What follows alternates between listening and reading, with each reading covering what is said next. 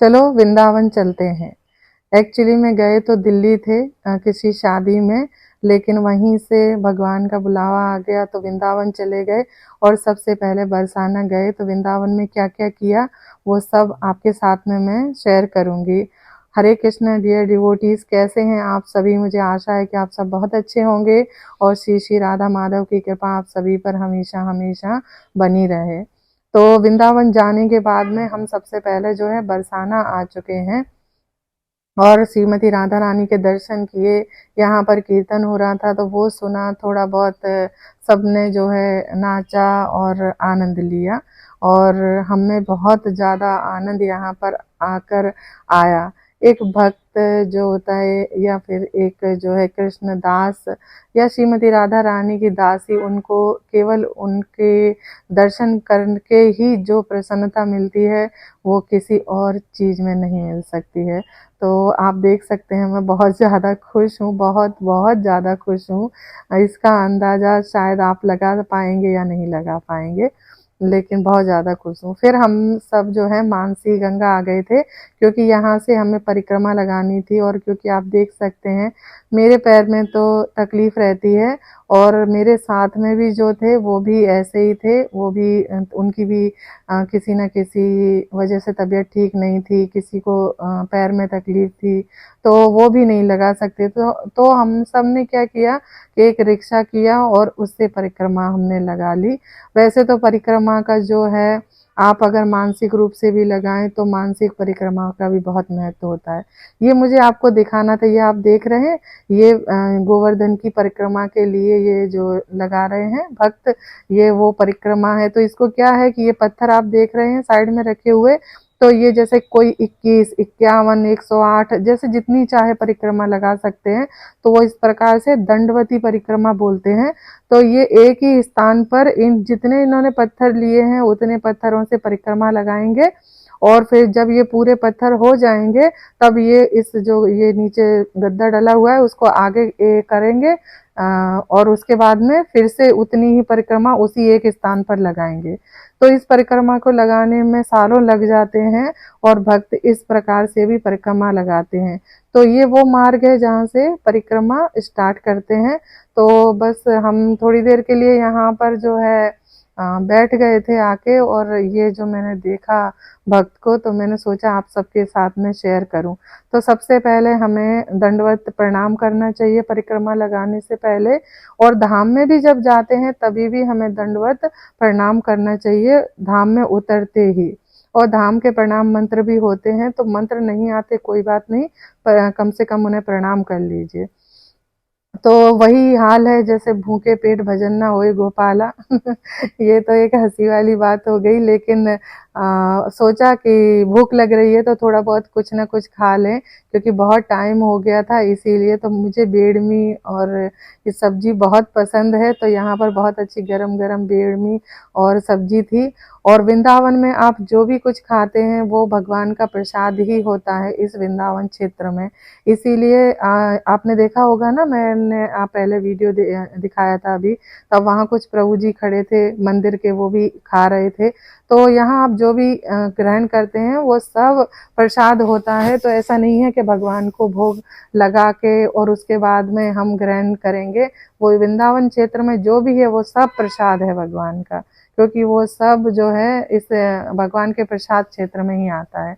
तो यहाँ बहुत सारी मिठाई वगैरह सब कुछ था। तो हमने परिक्रमा लगाने से पहले पेट पूजा कर ली है और उसके बाद में ये हमने रिक्शा से परिक्रमा भी स्टार्ट कर दी है।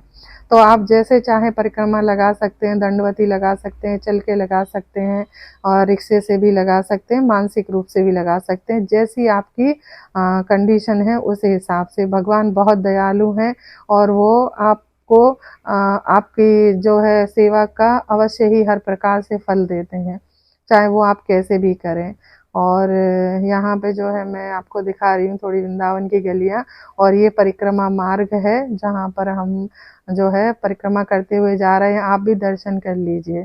उसके बाद में हम रमन रेती पहुँच गए थे, और रमन रेती के जो सामने है जस्ट ये हिरन का जो है वो एक बनाई हुई जगह थी। और यहाँ पे ये आप ठाकुर जी के दर्शन कर लीजिए रमन रेती के। और उसके बाद में फिर थोड़ी देर के लिए जो है हम वहाँ चलेंगे जहाँ पर जो है भगवान क्रीड़ा किया करते थे, जिसको रमण रेती बोलते हैं। ये रेत होता है, जिन भक्तों को नहीं पता है उनको मैं बता रही हूँ। यहाँ पर भगवान खेला करते थे और इसीलिए सब भक्त यहाँ पर इसी तरह से जैसे बच्चों की तरह ही यहाँ खेलते हैं आकर। और ये देखिए यहाँ पे ये हाथी दिख रहा है आपको, तो ये हाथी है ना, यहाँ रमण रेती में जो भगवान के विग्रह हैं उनकी ये हाथी आरती करता है। तो देखना था मगर क्या करें, क्योंकि एक ही दिन के लिए आए थे और रात तक वापस जाना था, इसीलिए और दूसरी जगह जहाँ तक हो सके वहाँ भगवान के दर्शन करने थे। तो हमने सोचा अगली बार कभी आएंगे तो देखेंगे। तो हम बांके बिहारी गए थे, तो वहाँ पे भगवान के लिए वस्त्र भी लिए और बांके बिहारी मंदिर में तो इतनी भीड़ थी कि वहाँ कोई वीडियो बन ही नहीं सका। इतनी भीड़ थी कि वहाँ से तो निकलना मंदिर के अंदर से मुश्किल हो रहा था, बहुत ज़्यादा भीड़ थी। तो ले लिया सारा सामान, भगवान के जो भी वस्त्र वगैरह वो सब ले लिए और फिर वापस हमारा अहमदाबाद जाने का समय आ गया था, तो हम अहमदाबाद के लिए वापस निकल गए थे फ्लाइट से। तो बस इतना ही जो है वृंदावन का हमारा जो है दर्शन था। हमने बहुत कम किया, मन तो कभी नहीं भरता है, बहुत रहना चाहते हैं लेकिन क्या करें, जहाँ रहते हैं वहाँ की जो है कुछ ज़रूरतें हैं उस हिसाब से वापस भी आना पड़ता है। लेकिन कभी भगवान हम पर कृपा करेंगे तो धाम में भी हम जाकर रहेंगे कभी ना कभी कुछ ज़्यादा दिनों के लिए। और उसके बाद में हम जो है फिर वापस ही आ गए थे। रात को हम बैठे थे फ्लाइट में और ऐसा अंधेरा था और जैसे सुबह के टाइम पे ही बैठे थे, जैसे अंधेरा था, रात को नहीं। तो इतनी 4 बजे 5 बजे की कुछ फ्लाइट थी, तो सुबह सुबह पहुंच गए थे। और ये देखिए मैंने सोचा आप सबके साथ में शेयर कर दूं मैं क्या क्या ठाकुर जी के लिए लेकर आई हूँ, क्योंकि सभी भक्त बहुत पूछते हैं आप भगवान के विग्रहों के जो वस्त्र हैं वो कहाँ से लाते हैं और कैसे भगवान को ये मतलब आप तैयार करते हैं, कहाँ कहाँ से ज्वेलरी ये सब लाते हैं। तो ये वैसे तो यहाँ अहमदाबाद मंदिर में मिल जाता है, लेकिन वृंदावन जाती हूँ तो मैं वृंदावन से भी ले आती हूँ। तो ये देखिए बहुत सारे मुकुट, भगवान के वस्त्र, श्रीमती राधा रानी के लिए एक बास्केट भी लाई हूँ जिसमें वो भगवान के लिए फूल तुलसी पत्र लेकर जाएंगी। और ये चूड़ामणि है राधा रानी के लिए जो माथे पे लगाते हैं, भगवान के लिए मुकुट। और ये छतरी बहुत अच्छी लग रही थी, छोटी छोटी क्यूट सी, तो ये भी लेकर आई हूँ। जब कभी बारिश होगी या धूप होगी तो भगवान को हम लगाएंगे। और ये बस सामान था सारा। और अभी मैं बनाने जा रही हूँ पुलाव बना रही हूँ। एक्चुअली में लेफ्ट ओवर राइस रखे हुए हैं, मतलब सुबह के राइस रखे हैं, अगर शाम के भी बचे हुए हैं तो आप सुबह बना सकते हैं। भगवान का प्रसाद तो दिव्य होता है, वो कभी भी बासी नहीं होता है। लेकिन क्या है कि जैसे चावल सुबह खा लिए तो शाम को वापस से नहीं खाए जाते, तो इसीलिए अगर उनको थोड़ा कुछ जैसे पुलाव वगैरह बना के फिर ग्रहण कर सकते हैं। तो मैं वही बस पुलाव बना रही हूँ। तो मैंने मूंगफली के दाने जो है वो सेक के रख लिए हैं और कढ़ाई में तेल जीरा डाल के मैंने उसमें आलू और मटर डाल दी थी और ढक के उसको हम जो है आलू को गलने तक पकने देंगे। तब तक यहाँ मैं टमाटर और मिर्ची जो है काट लेती हूँ, तो ये भी हमें चाहिए होंगे पुलाव के लिए। तो पुलाव में तो आप अपनी पसंद से जो भी कुछ डालना चाहें वो डाल सकते हैं।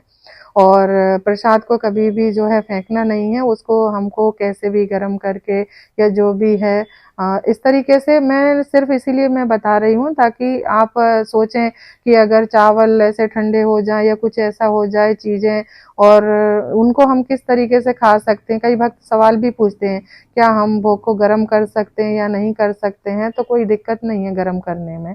और ये तुलसी जी का पान मैं इसमें से निकाल लूंगी। ये चावल मुझे मैंने सोचा आपको दिखा देती हूँ कि ये भगवान के भोग के ही रखे हैं, क्योंकि जो भी हम ठाकुर जी को भोग लगाते हैं ना वापस हम पूरा के पूरा जो जो चीज़ जिसमें से ली है उसी में मिला देते हैं।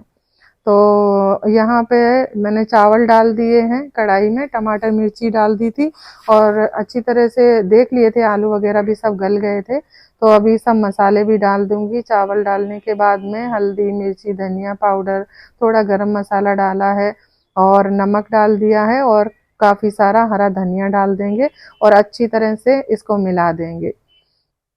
तो मसाले के बारे में बहुत सारे प्रश्न आते हैं, जैसे सब्जी मसाला हो गया, पाव भाजी मसाला हो गया, बहुत सारे मसाले। माता जी क्या करें, अनियन गार्लिक आता है तो हर मसाले के ऊपर इंग्रेडिएंट्स में लिखा होता है कि इसमें क्या क्या डला है, तो जब भी लेकर आएं तो कृपया पढ़कर लेकर आएं। तो ये लीजिए, हमारा पुलाव जो है वो तैयार हो गया है। ये मूंगफली के दाने भुने हुए रखे थे तो वो भी मैंने डाल दिए हैं। ये तो मैंने अपने तरीके से बनाया है, जैसे मैं बनाती हूँ वैसे। आप जैसे चाहे वैसे बना सकते हैं, और जैसे चाहे वैसे इसको आप जो है बनाकर, और इसे, ये प्रसाद ही है तो इसको ग्रहण कर सकते हैं। तो बस बन गए थे गरम गरम चावल, तो मैंने सोचा पुलाव, सॉरी, तो मैं भी प्रसाद ग्रहण कर लेती हूँ। और आप सबने क्या बनाया है मुझे ज़रूर कमेंट करके बताइएगा। और भगवान को आप सब भोग लगा रहे हैं या नहीं, 16 माला जप कर रहे हैं या 1 माला 2 माला जितना भी कर रहे हैं, कृपया मुझे ज़रूर कमेंट करके बताइएगा। क्योंकि ये सब जो है हम कर रहे हैं, ये सब ऐसा नहीं है कि आपको दिखाने के लिए कर रहे हैं सिर्फ, और आप मनोरंजन करके वापस चले जाएं। आपको 1 माला कम से कम स्टार्ट करनी है शुरुआत से, और धीरे धीरे करके 16 माला तक जाना है। और भगवान की सेवा भी आपको जैसे बताई जाती है, जैसे गुरु परंपरा में, वैसे करनी है। आप कहीं से भी दीक्षा लीजिए, लेकिन भगवान की सेवा तरीके से कीजिए। तो फिर मिलेंगे। हरे कृष्णा।